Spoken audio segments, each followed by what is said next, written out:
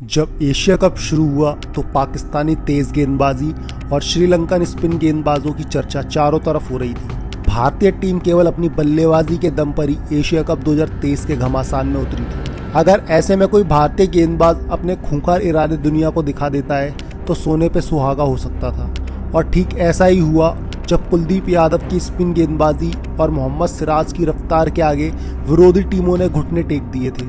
लेकिन आज की इस वीडियो में हम एशिया कप 2023 के उस फाइनल मैच के बारे में बात करेंगे जिस मोहम्मद सिराज की आग भरी गेंदों में श्रीलंका की टीम झुलस कर रह गई। तो वीडियो में बने रहिए अंत तक हमारे साथ। आप देख रहे हैं द क्रिकेटरिस्ट। भारतीय टीम सुपर 4 के मुकाबलों में पाकिस्तान को 228 रन से हराने के बाद श्रीलंका से अपना अगला मुकाबला खेलती है, जिसमें श्रीलंकाई गेंदबाजों ने भारतीय बल्लेबाजों को अपने स्पिन के जाल में लगभग फंसा ही लिया था। बावजूद इसके भारत मुकाबला 41 रन से जीतकर फाइनल में प्रवेश करता है। वहीं दूसरी तरफ पाकिस्तान और बांग्लादेश को हराकर श्रीलंका भी फाइनल में भारत के साथ भिड़ने को तैयार थी। पिछले मैच में श्रीलंका के वेलालागे नाम के तूफान ने भारतीय टीम को मुसीबत में डाल दिया था। भारत के टॉप बल्लेबाज वेलालागे की स्पिन के जाल में फंस गए थे, लेकिन इस बार भारतीय टीम पूरी तरह से तैयार थी। फाइनल मैच में बारिश होने की पूरी आशंका थी, जिस वजह से एक रिजर्व डे रखा गया। दोनों टीम टॉस के लिए मैदान पर आई। टॉस श्रीलंका के पक्ष में जाता है और श्रीलंकन कैप्टन ने पहले बल्लेबाजी करने का फैसला लिया।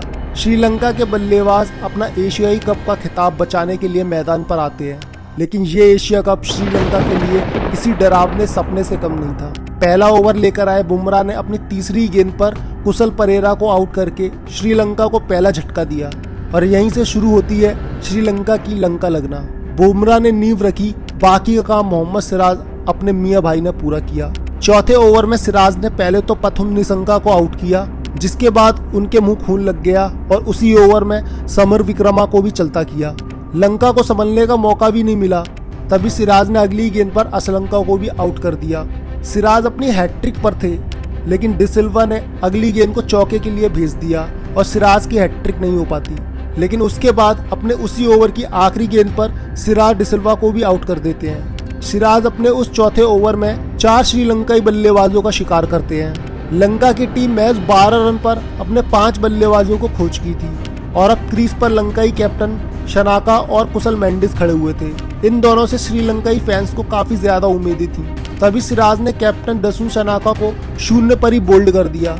श्रीलंका फैंस को अपनी आंखों पर विश्वास नहीं हो रहा था कि ये क्या हो रहा है। श्रीलंका की आखिरी उम्मीद कुशल मेंडिस थे, लेकिन सिराज ने 12वें ओवर में मेंडिस को बोल्ड करके उस आखिरी उम्मीद को भी खत्म कर दिया। महज 33 रन पर ही लंका अपने 7 बल्लेबाजों को खो चुकी थी।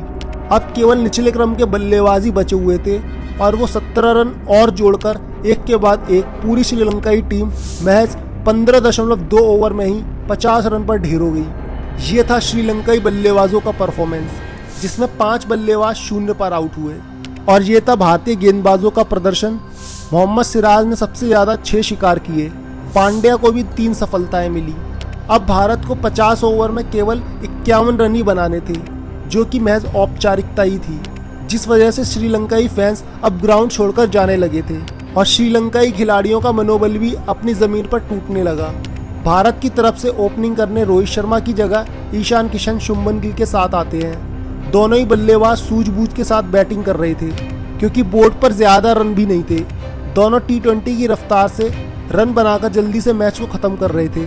श्रीलंका को भी पता था कि अब उनका मैच में कोई मौका नहीं है जीतने का, और मैच 6.1 ओवर में ही भारत ये एशिया कप 2023 का फाइनल अपने नाम करता है। मोहम्मद सिराज को मैन ऑफ द मैच का खिताब दिया जाता है। इस खिताब की राशि को सिराज श्रीलंकाई ग्राउंड्समैन में बांट देते हैं। एक ही दिल है सिराज, कितनी बार जीतोगे।